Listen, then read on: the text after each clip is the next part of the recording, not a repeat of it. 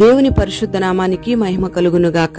అనుదిన దైవ కృపా కార్యక్రమాన్ని వీక్షిస్తున్న దేవుని బిడ్డలు ఆత్మీయులైన మీ అందరికీ పేరు పేరున ప్రత్యేకమైన వందనాలు తెలియపరుస్తున్నాం. నిశ్చయముగా ఈ దినం ఈ మాటలు వింటున్న మీకు ఆయన ఉన్నతమైన కృప తోడయుండునుగాక.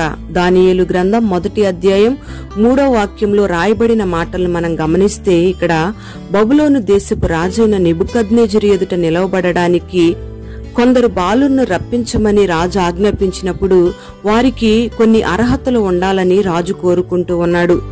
ప్రియ దేవుని బిడ్డలారా, ఇక్కడ ఒక విషయాన్ని మనం గమనిస్తే, రాజు ఇశ్రాయేలీలను కోరుకుంటూ ఉన్నాడు. అయితే ఈ ఇశ్రాయేలీల్లో 7 అర్హతలు ఉండాలని రాజు ఆశపడుతూ ఉన్నాడు. మొదటిగా మనం ఇశ్రాయేలీలంగా మార్చబడితేనే మనలో ఈ 7 అర్హతలు దేవుని కృప వలన మనం పొందుకుంటాం. మరి 7 అర్హతలను మనం సంపాదించుకుంటేనే మనం సంపూర్ణతలోకి రాగలుగుతాం. మరి ఈ దినాలలో చాలా మంది 7 అనుభవాలు లేకుండా జీవిస్తూ ఉన్నారు. ఈ 7 అనుభవాలు ఏంటి అని మనం ఆలోచన చేస్తే, మొదటిగా మారు మనస్సు అనే అనుభవం మనలో ఉండాలి. ఈ మారు మనస్సు దైవ చిత్తానుసారమైన పశ్చాత్తాపం ద్వారా దేవుని సన్నిధిలో మాత్రమే సంపాదించుకోగలుగుతాం. మరి ఈ దినాన అనేక మంది క్రైస్తవులు మారు మనస్సు అనే అనుభవం లేకుండానే సన్నిధికి వెళ్తూ ఉన్నారు. మారు మనస్సు అంటే నూతనమైన మనస్సు, నూతనమైన స్వభావం, నూతనమైనటువంటి మాట తీరు, నూతనమైన క్రియలు.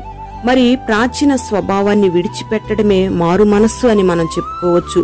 ఈ మారు మనస్సు లేకపోతే మనం దేవుని ఎదుట నిలబడలేం. ప్రియ దేవుని బిడ్డలారా, మారు మనస్సు పొందే అనుభవంలోకి ప్రతి ఒక్కరూ కూడా రావాలి. మరి యేసయ్య శరీరధారిగా ఉన్న దినాలలో కూడా అందరూ మారు మనస్సు పొందండి అని ప్రసంగిస్తూ వచ్చాడు. అందుకే మనం ఇశ్రాయేలీలంగా మార్చబడాలి అంటే మొదట మారు మనస్సు పొందాల్సిన అవసరత ఎంతైనా ఉంది. ప్రియ దేవుని బిడ్డలారా, రెండవదిగా మనం గమనిస్తే బాప్తిస్మం అనే అనుభవం. ఈ అనుభవంలో మనం తిరిగి జన్మించగలగాలి. మూడవదిగా మనం గమనిస్తే పరిశుద్ధాత్మ నింపుదల. ఆత్మ నింపుదల లేకపోతే మనం సంపూర్ణులంగా మార్చబడలేం, సంపూర్ణతలోకి రాలేం. నాలుగవదిగా మనం గమనిస్తే ప్రత్యేకించబడిన అనుభవం. మరి ఈ అనుభవం చాలా మంది క్రైస్తవులు తృణీకరిస్తూ ఉన్నారు. మనం అన్ని విషయాల్లో కూడా దేవుని పిల్లలంగా ప్రత్యేకమైన జీవితాన్ని జీవించాలనేదే ప్రభు యొక్క కోరిక. మరి ఈ దినాల్లో క్రైస్తవులు ఎవరికి నచ్చినట్టు వాళ్ళు జీవిస్తున్నారు. నిర్గమాకాండం 8వ అధ్యాయం 23వ వాక్యంలో మనం గమనిస్తే ప్రభు అంటాడు, నా ప్రజలను నీ ప్రజల నుండి ప్రత్యేకపరుస్తాను అని. ప్రియ దేవుని బిడ్డలారా, అందుకే మనం అందరము కూడా ప్రభువుకి ఇష్టం వచ్చినట్లుగా ఒక ప్రత్యేకమైన జీవితాన్ని జీవించాలి. అది వాక్యానుసారమైన అనుభవం ద్వారా మాత్రమే కలుగుతుంది. 5వదిగా మనం గమనిస్తే మన్నా అనే ఆహారం చేత పోషించబడడం. అంటే దేవుని వాక్యము చేత మన హృదయాల్ని నింపుకోవాలి. మరి ఈ దినాల్లో అనేక మంది ప్రజలు మారు మనసు వరకు వస్తున్నారు, బాప్తిస్మాన్ని సంపాదించుకుంటున్నారు, గాని పరిశుద్ధాత్మ అనుభవాన్ని గాని, ఒక ప్రత్యేకమైన జీవితాన్ని గాని, దేవుని వాక్యాన్ని సంపాదించుకుని దాని ప్రకారంగా జీవించడానికి గాని చాలా దూరమైపోతూ ఉన్నారు. ప్రియ దేవుని బిడ్డలారా, దీనికి గల కారణం ఏమిటంటే వాళ్ళు ఒక ఆదివారం వరకే పరిమితమైపోతూ ఉన్నారు. ఒక ఆదివారం మాత్రమే ప్రభువుని ఆరాధిస్తున్నారు, గాని అది కూడా వాళ్ళకు నచ్చితే, వాళ్ళకు అనుకూలత ఉంటేనే దేవుని సన్నిధికి వస్తున్నారు, గాని లేకపోతే ప్రతి ఆదివారం దేవుని సన్నిధికి దూరమైపోతూ ఉన్నారు. మరి ఈ దినాల్లో అనేక మంది అలాంటి వాళ్లే కనబడుతూ ఉన్నారు.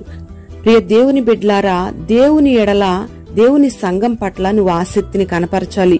ఉపవాస కూడికల్లో నువ్వు పాలుపంపులు పొందాలి. నిర్ణయించబడిన కోటాల్లో నువ్వు పాలుపంపులు పొందాలి. అలాంటి వాళ్లే ప్రభువు రాకడలో కొనిపోబడతారు. 6వదిగా మనం గమనిస్తే పస్కాను భుజించుట. అంటే క్రీస్తు యొక్క శరీరాన్ని భుజించాలి. ఈ అనుభవంలో కూడా చాలా మంది దూరమైపోతూ ఉన్నారు. క్రీస్తు శరీరాన్ని, క్రీస్తు రక్తాన్ని స్వీకరించడానికి నిర్లక్ష్యం చేస్తూ ఉన్నారు. మరి మనమందరము కూడా క్రీస్తు యొక్క శరీరాన్ని స్వీకరించేటప్పుడు వాక్యానుసారంగా మాత్రమే దాన్ని స్వీకరించాలి. లేకపోతే లేనిపోని బలహీనతలు మనం తెచ్చిపెట్టుకుని బలహీనులంగా మార్చబడతాం. 7వదిగా మనం గమనిస్తే శత్రువులను జయించే అనుభవం. దేవుని బిడ్డలారా, ఈ దినాన మనం పోరాడుతుంది ఈ లోకనాదులతో కాదు గాని ఆకాశ మండలమందున్న దురాత్మ సమూహాలతో మనం పోరాడుతూ ఉన్నాం. అందుకే మనం వీటిని జయించాలి అంటే ప్రార్థన అనుభవం మనలో ఉండాలి. ప్రార్థన ద్వారా మాత్రమే వీటిని జయించగలుగుతాం. చాలా మందిని మనం గమనిస్తే మనుషులతో పోరాడతారు గాని సాతానుతో పోరాడలేరు. కారణం ఏమిటంటే వాళ్లలో ప్రార్థన జీవితం లేకపోవడమే. దేవుని బిడ్డలారా, మనం గమనించాలి, ఐగుప్తు నుండి బయటకు వచ్చిన వాళ్ళు శరీర సంబంధమైన ఇశ్రాయేలీలైతే మనము ఆత్మ సంబంధమైన ఇశ్రాయేలీలమై ఉన్నాం. ఇటువంటి అనుభవాలు కలిగిన వాళ్లే సంపూర్ణతలోకి రాగలుగుతారు. రాజు కోరుకున్న ఇశ్రాయేలీల్లో కలిగిన అర్హతలను మనం ఈ దినాన సంపాదించుకుంటేనే ప్రభువు ఎదుట ధైర్యంగా నిలబడగలుగుతాం. ఈ 7 అనుభవాలు మనలో ఉంటేనే రాకడలో ఎత్తబడగలుగుతాం. నిజమైన ఇశ్రాయేలీలంగా మనం మార్చబడగలుగుతాం. పరలోక రాజ్యంలో యుగయుగాలు ఆయనతో ఏలుబడి చేయగలుగుతాం.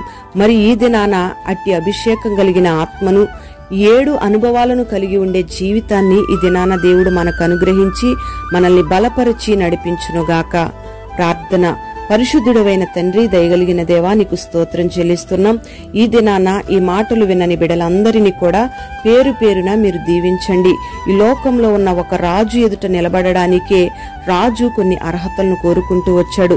మరి రాజులకు రాజువైన పరిశుద్ధుడైన నీ ఎదుట మేము ధైర్యంగా నిలబడాలంటే మీరు 7 అర్హతలు కోరుకుంటున్నారని తెలియపరిచారు. ఈ దినాన ఈ మాటలు విన్న నీ బిడ్డలందరిలో కూడా ఈ 7 అనుభవాలను మీరు స్థిరపరచండి. నీ బిడ్డలను సంపూర్ణతలోకి నడిపించండి. మారు మనసు కలుగు చేయండి. బాప్తిస్మం అనుభవాల్లోకి నడిపించండి. పరిశుద్ధాత్మ నింపుదల నీ బిడ్డలందరికీ మీరు కలుగు చేయండి. ప్రత్యేకించబడిన జీవితాన్ని మీరు దయచేయండి. మన్నా అనే నీ వాక్యము చేత నీ బిడ్డలు పోషించబడడానికి మీరు కృప చూపండి. పస్కాను భుజించే అనుభవం, నీ రక్త మాంసాలలో పాలు పొందే ఆ అనుభవాన్ని నీ బిడలకు మీరు కలుగు చేయమని ప్రార్థన చేస్తున్నాం. శత్రువును జయించే ఆ అభిషేకాన్ని నీ బిడలకు దయచేయండి. ప్రార్థనాత్మతో నీ బిడలు మీరు బలపరిచి నీ రాకడ కొరకు, రాజ్యం కొరకు సిద్ధపరచమని, యోగ్యతను అర్హతను నీ బిడలకు కలుగు చేసి మహిమా ఘనత ప్రభావాలు మీరు పొందుకొనమని, నీ మాటలు విన్నని బిడలందరిని ఆశీర్వదించమని యేసు పేరట వేడుచున్నాము తండ్రి. ఆమెన్.